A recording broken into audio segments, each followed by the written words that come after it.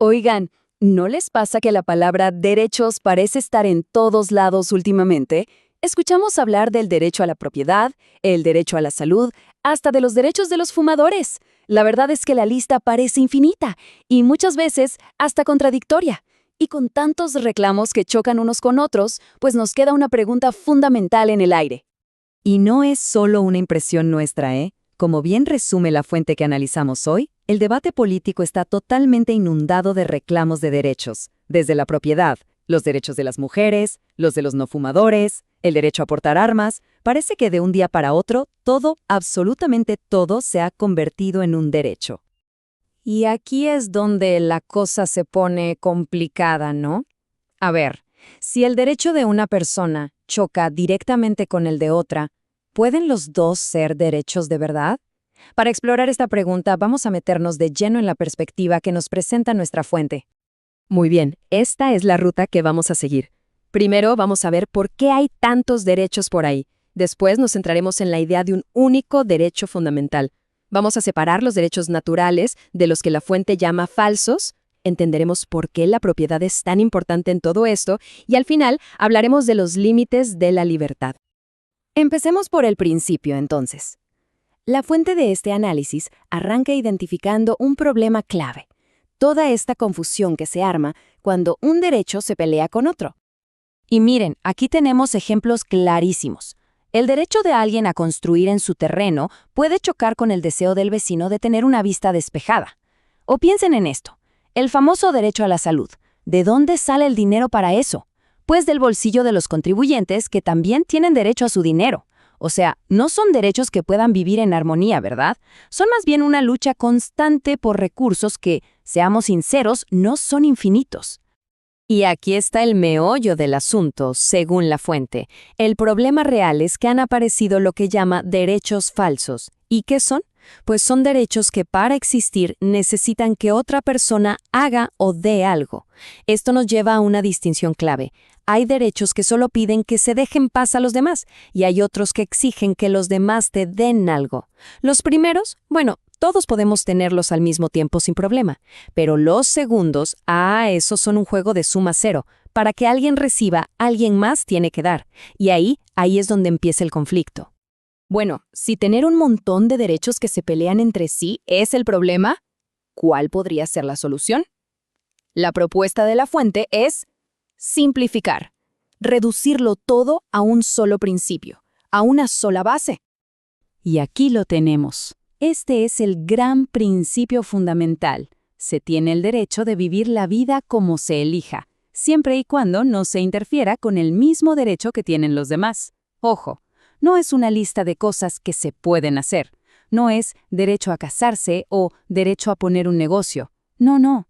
Es algo mucho más grande, un principio universal, la idea de que la libertad de uno llega hasta donde empieza la libertad del otro. En el fondo, la idea es que cada quien es dueño de su propia vida. Y esto, la verdad, le da una vuelta de tuerca a todo. Porque ya no se trata de estar inventando derechos nuevos cada vez que a alguien se le ocurre algo. No, este único principio lo abarca, pues todo. ¿Que si hay derecho a usar un sombrero? Claro. ¿A cambiar de trabajo? Por supuesto. ¿A pintar la casa de un color extravagante? También. Son solo formas de ejercer ese único y gran derecho fundamental de vivir la vida como se elija. Para que quede más claro, la fuente nos plantea 3 escenarios posibles. Opción 1. La aristocracia. Unos pocos son dueños de los demás. Pues, eso niega la humanidad de la mayoría, ¿no? Opción 2. El comunismo, donde todos son dueños de todos. Esto suena, lógicamente, imposible. Imagínense tener que pedirle permiso a 8.000 millones de personas para tomarse un café. Y la tercera opción, la autopropiedad. Cada persona es dueña de sí misma. Según este argumento, esta es la única alternativa que tiene sentido, la única que es a la vez lógica y humana. Ok, ahora que tenemos este principio de autopropiedad en mente, usémoslo como un filtro para clasificar todos esos derechos de los que hablábamos al principio.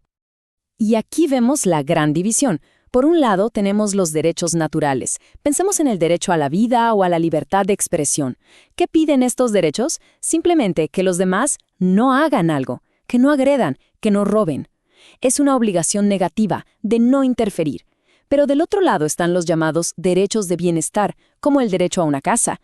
Estos imponen una obligación positiva, o sea, exigen que alguien haga algo, que alguien provea esa casa. Y claro, ahí es donde se arma el lío. ¿Quién tiene que hacerlo? ¿Quién lo va a pagar? Hay una analogía buenísima para explicar esto. Imaginen, alguien está en su lecho de muerte y lo único que puede salvarle es que el famoso actor Henry Fonda le ponga su mano fría en la frente. La pregunta es, ¿tiene esa persona derecho a que Henry Fonda vaya y lo haga? La respuesta, según esta lógica, es no. Por más desesperada que sea la situación, no se puede forzar a Henry Fonda a hacerlo. Sería ir en contra de su propio derecho a decidir qué hacer con su tiempo y con su cuerpo. Sería una violación a su autopropiedad. Perfecto. Ahora vamos a conectar todo esto con un tema que a veces es polémico, los derechos de propiedad. Porque según esta visión, la propiedad no es solo un derecho más en la lista. Es, de hecho, la forma en que la autopropiedad se manifiesta en el mundo real. Piénsenla un segundo. ¿De qué sirve la libertad de expresión si no se tiene un lugar desde donde hablar? O sea, si no se es dueño de una imprenta, un servidor para un blog, o como mínimo del espacio físico que se ocupa para dar un discurso. ¿Y la libertad de religión? Pues necesita un templo, un lugar para practicarla. Al final del día, casi cualquier derecho que se nos ocurra, para ser real, necesita apoyarse en la propiedad de algo. Para ilustrar esto, hay un experimento mental genial del filósofo Robert Nozick. Primero, empezamos con una sociedad perfecta, súper igualitaria. Luego, la gente simplemente toma decisiones libres con su dinero. 1 millón de personas, de forma totalmente voluntaria, deciden pagar $10 para ver a U2. ¿El resultado? Bueno, ahora los de U2 son 10 millones de dólares más ricos. Se rompió la igualdad. Y aquí viene la pregunta clave. ¿Es injusta esta nueva situación? Piénsenlo, nadie obligó a nadie. Y la conclusión de Nozick es demoledora. Dice que la única manera de mantener ese estado de igualdad inicial sería básicamente prohibirle a la gente que haga lo que quiera con su dinero. Sería prohibir actos capitalistas entre adultos que consienten. Lo interesante es que esta forma de ver las cosas también nos ayuda a resolver algunos dilemas clásicos. Por ejemplo, el famoso caso de gritar «fuego» en un teatro lleno. Mucha gente dice que eso es un límite a la libertad de expresión. Pero desde esta perspectiva, en realidad es una violación de los derechos de propiedad del dueño del teatro y del contrato con los demás espectadores. Se vendieron boletos para un espectáculo, no para causar pánico. El derecho de propiedad define el contexto y resuelve el conflicto. Entonces, si toda esta libertad se basa en la autopropiedad, ¿cuál es la única regla que no se puede romper? Bueno, es una idea muy simple, pero muy poderosa. Se le conoce como el axioma de no agresión. Y dice esto: nadie, absolutamente nadie, tiene derecho a iniciar una agresión contra la persona o la propiedad de otro. Y ojo, la palabra clave aquí es iniciar. Esto no quiere decir que no sea válido defenderse. Lo que prohíbe es ser el que empieza la violencia contra alguien que esté en paz. Si nos tomamos este principio en serio, las consecuencias son bastante grandes. Primero, que el gobierno no juega con reglas diferentes. Se le aplica lo mismo que a cualquier persona. Segundo, que una cosa son los derechos y otra la moral. Ser grosero, por ejemplo, puede ser inmoral, pero no viola los derechos de nadie. Y por último, este marco promueve una sociedad donde las decisiones las toman millones de personas de forma descentralizada, cada uno con su propiedad. ¿Por qué es importante esto? Pues la fuente dice que cuando le quitamos una decisión al dueño de algo y la hacemos pública, el conflicto es seguro.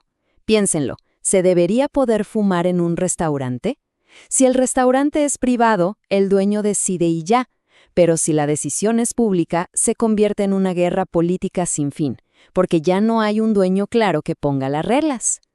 Y cerramos con esta pregunta desafiante de la fuente.